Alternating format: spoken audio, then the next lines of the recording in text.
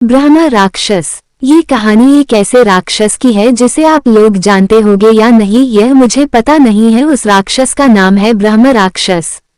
भूत प्रेतों में भी कई योनियां होती हैं, अनेक नाम होते हैं, जैसे कि भूत प्रेत पिशाच राक्षस डायन चुड़ैल आदि बहुत से नाम होते हैं।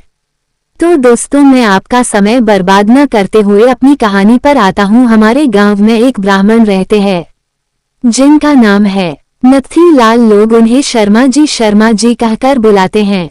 उनके घर से कुछ दूर खेत था। उस खेत पर एक बहुत बड़ा पीपल खड़ा था। वो पीपल बहुत पुराना था।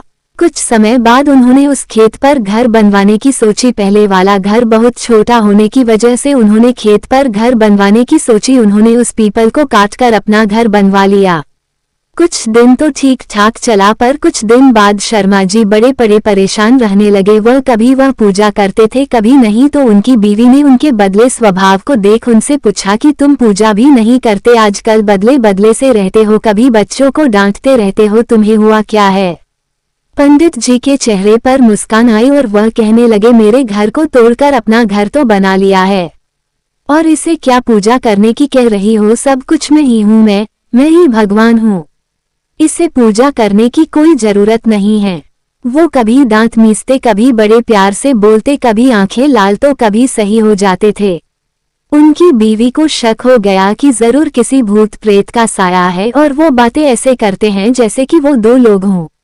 तब पंडितानी ने उनको बिठाकर आसन लगाकर हनुमान चालीसा पढ़ने लगी। वो सोच रही थी अगर कोई भूत प्रेत होगा तो भाग जाएगा, पर पंडित जी पर उसका कोई असर नहीं पड़ा। वह एक टक लगाए देखे जा रहे थे। उसने काफी मंत्र पढ़े, गायत्री मंत्र।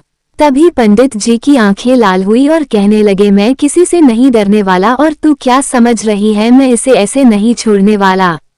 तब तक उसका छोटा बच्चा वहां आ गया। मम्मी पंडित जी ने उसे ऐसे जोर से पकड़ के खींचा और ऐसा लग रहा था कि उसके सिर को कच्चा ही चबा जाएगा। पंडितानी ने कहा, बच्चे को छोड़ दो, इसने क्या तुम्हारा बिगाड़ा है, उसे छोड़ दो। पंडितानी ने विनती की, बड़े नम्र भाव से कहा कि उसे छोड़ दो। तो उसने उस बच्चे को छोड़ दिया और कहा कि मैंने तुम्हारे इस नम्र भाव की वजह से इसे भी छोड़ रखा है, नहीं तो मैं इसे कब का मार चुका होता। उसने फिर पूछा, तुम कौन हो और मेरे पति को तुमने क्यों बस में कर रखा है?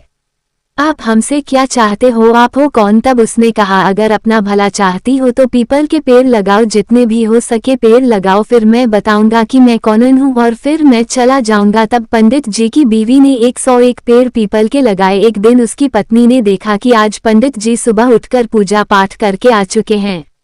तब पंडितानी से पंडित जी बोले, मैं तुम्हारे पति को आज छोड़ के जा रहा हूँ, तुम सदा सुखी रहो, तुम्हारे आचार विचार बहुत अच्छे हैं। मैं ब्रह्म राक्षस हूँ, वैसे मैं किसी को नहीं छोड़ता और न ही किसी से डरता हूँ। मैं ब्रह्म राक्षस हूँ, ब्रह्म राक्षस। हा हा हा। तुम्हारे पति ने मेरे पीपल को काट दिया था जिस पर मैं हजारों सालों से रह रहा था।